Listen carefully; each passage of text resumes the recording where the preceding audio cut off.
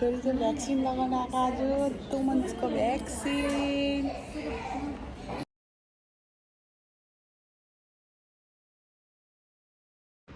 र यो चाहिँ हाम्रो सेकेन्ड डेमा चाहिँ हामी बेबीको अडियोलोजी टेस्ट गर्नु गएको। यो चाहिँ हो कतारको मेडिकल सिटी एरिया है।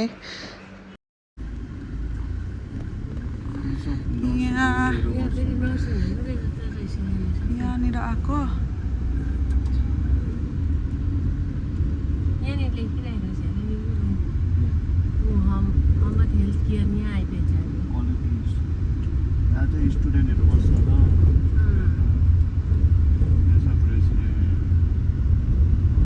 हामी चाहिँ यस्तो कन्फ्युज भएको थियो, तर लास्टमा चाहिँ हाम्रो बेबीको अडियो टेस्ट चाहिँ यहाँनिर बेबी जन्मेको हस्पिटलमा एम्बुलेटरी केयर सेन्टरमा रहेछ। यहाँ आइपुगेर बल्ल थाहा भयो यो चाहिँ हाम्रो बेबी जन्मेको हस्पिटल, बेबीको एम्बुलेटरी केयर सेन्टर। यो चाहिँ कतार होइन। हामी चाहिँ बेबीको अडियो टेस्ट गर्न आएको होइन। यहाँबाट चाहिँ खिचेको, हस्पिटलभित्र खिच्नु पाउँदैन। सो यो चाहिँ हामी 5th फ्लोरबाट खिचेको।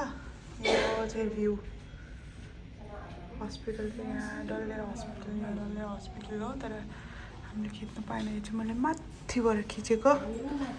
हामी माथिनिर थियो अस्ति नै हो 9th फ्लोरमा नानी बर्थ हुँदा चाहिँ। अहिले चाहिँ हामी यहाँनिर 5th फ्लोरमा बेबीको अडियो टेस्ट गर्न आएको एम्बुलेटरी केयरमा।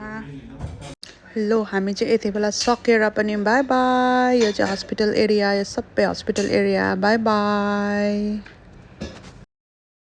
गाइस। हामीहरू चाहिँ गाडीमा नानीको अडियो टेस्ट गरेर आएको, अडियोलोजी टेस्ट गरेर आएको। मेरो बेबी चाहिँ सुतिरहेछ हो, मेरो बेबी चाहिँ सुतिरहेछ। हामी चाहिँ अडियो टेस्ट गरेर आएको।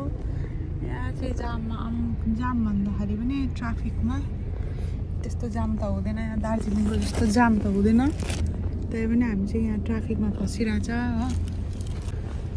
अनि जे होस् नानीको लास्ट टेस्ट अडियोलोजी टेस्ट पनि सक्यो हो।